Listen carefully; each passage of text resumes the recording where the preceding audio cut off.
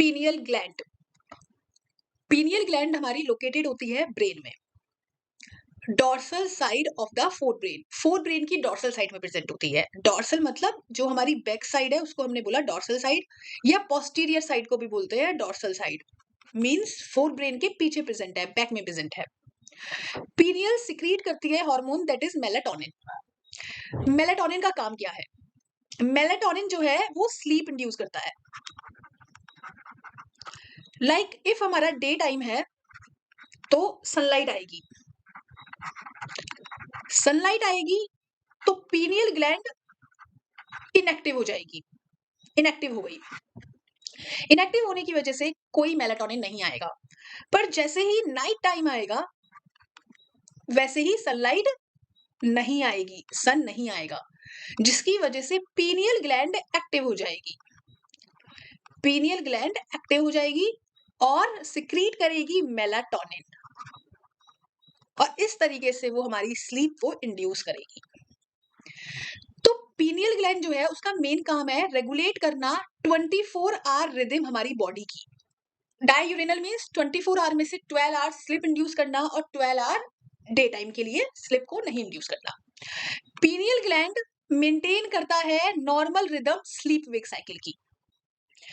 इसके साथ साथ उसके एडिशनल फंक्शन में आता है कि पीनियल ग्लैंड बॉडी टेम्परेचर को भी रेगुलेट करता है, हमारे मेटाबॉलिज्म को भी रेगुलेट करता है, हमारी बॉडी में पिगमेंटेशन जिसको हम बोलते हैं स्किन कलर, उसके लिए भी रिस्पॉन्सिबल होता है, और हमारी बॉडी में डिफेंस कैपेबिलिटी के लिए भी रिस्पॉन्सिबल होता है। बट मेन फंक्शन इसका होता है स्लिप वेक साइकिल को इंड्यूस कराना, स्लिप वेक साइकिल को कराना।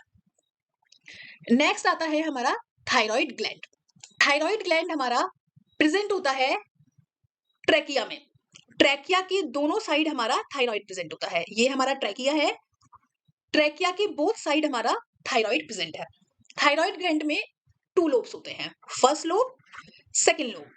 तो थायराइड ग्लैंड में हमारे 2 लोब्स है जो कि आइदर साइड प्रेजेंट है ट्रैकिया के।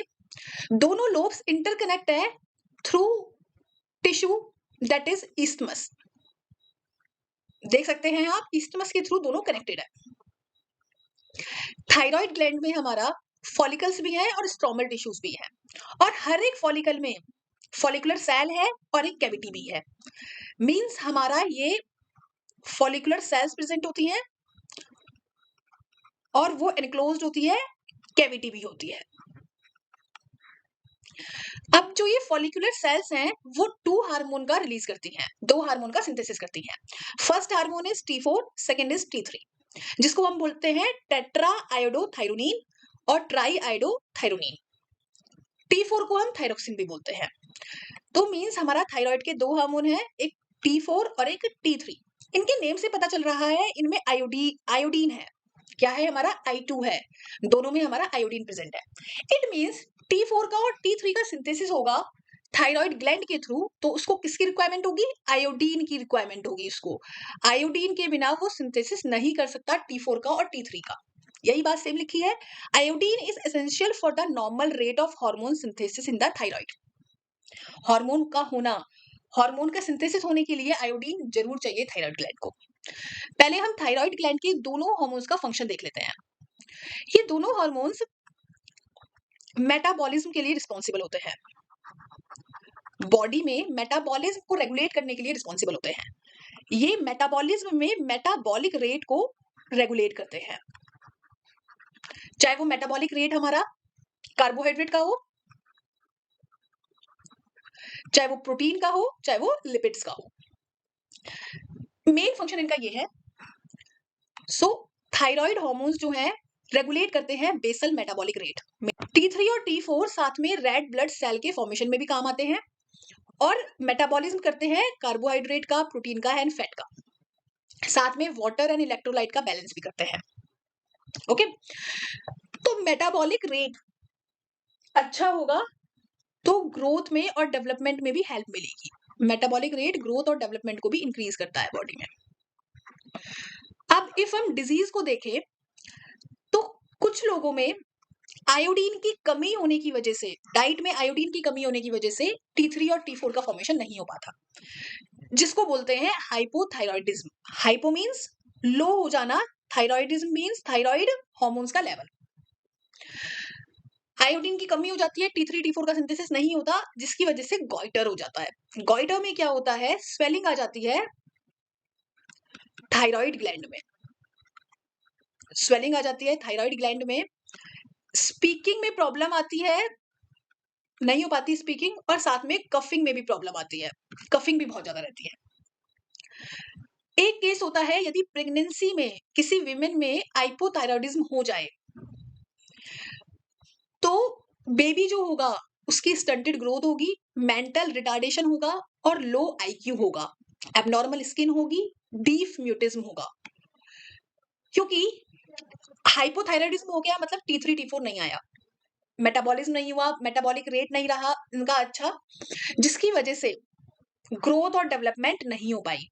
इसी वजह से मेंटल रिटार्डेशन हुआ, ग्रोथ कम रह गई, लो आईक्यू हो गया, एबनॉर्मल स्किन हो गई, और डीफ, ना तो वो सुन पाया, म्यूटिज्म, ना एबिलिटी टू स्पीक, ना वो बोल पाता है, यदि किसी प्रेग्नेंट वुमेन में हाइपोथायराइडिज्म हो जाता है।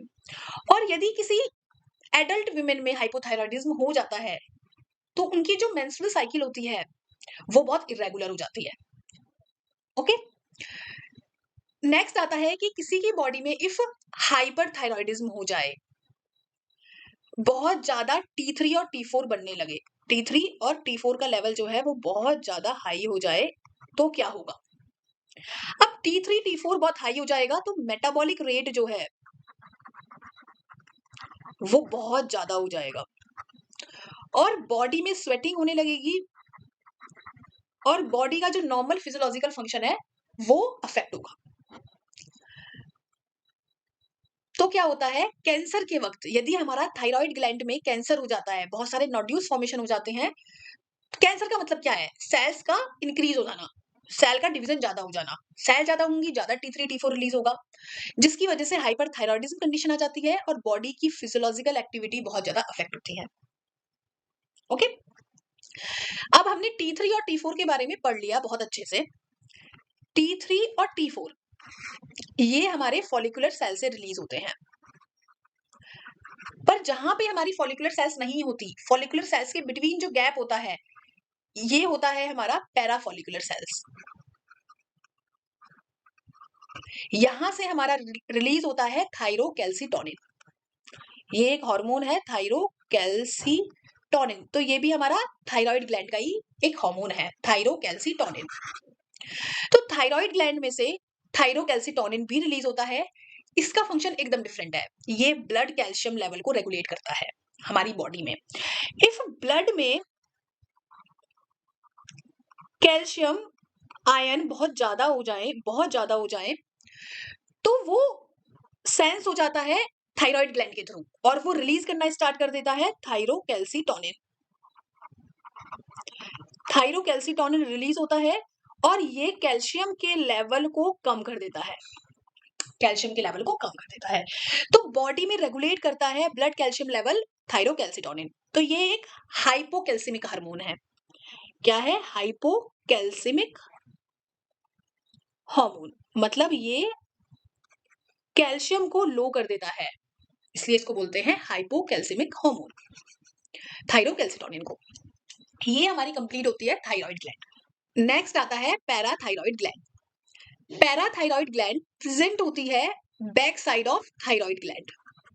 जो हमारे ट्रैकिया में थायराइड था, इसके पीछे बैक साइड में, ये हमारा बैक साइड है पीछे की तरफ, हमारा हर एक के पीछे एक pair of parathyroid gland present होती है। ये येलो साइड जो रिप्रेजेंट हो रही है, ये बैक साइड रिप्रेजेंट हो रही है, मींस हर एक लोब के पीछे एक पेयर ऑफ पैराथायराइड प्रेजेंट है, one pair of each of the two lobe of the thyroid gland present है।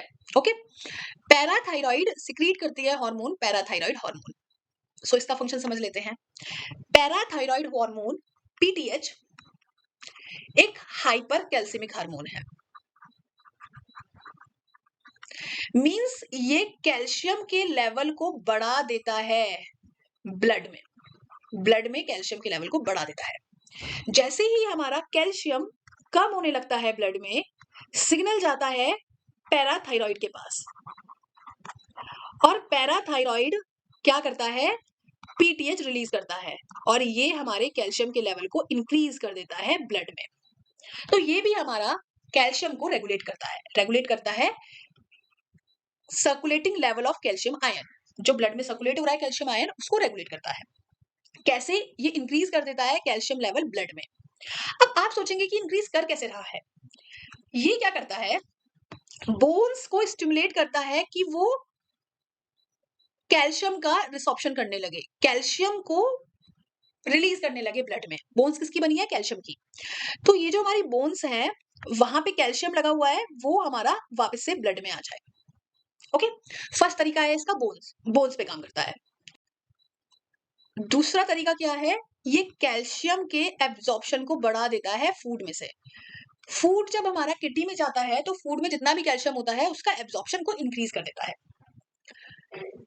PTH stimulate the reabsorption of calcium by the renal tubules and increase calcium absorption from the digested food. तो PTH क्या है? एक hyper कैल्सियमिक hormone है, ये increase कर देता है ब्लड में कैल्शियम का लेवल। इस तरीके से कैल्शियम के बैलेंस को रखता है बॉडी में।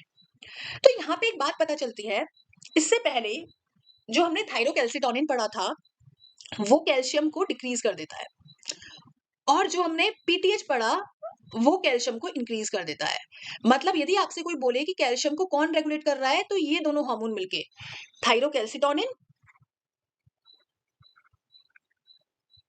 प्लस पीटीएच, ये दोनों मिलके आपस में कैल्शियम के लेवल को रेगुलेट कर रहे हैं ब्लड में। एक बढ़ा रहा है तो एक कम कर रहा है। ये है हमारा पैराथायरॉइड ग्लैंड। नेक्स्ट वीडियो में हम पढ़ेंगे thymus adrenal gland. Thank you.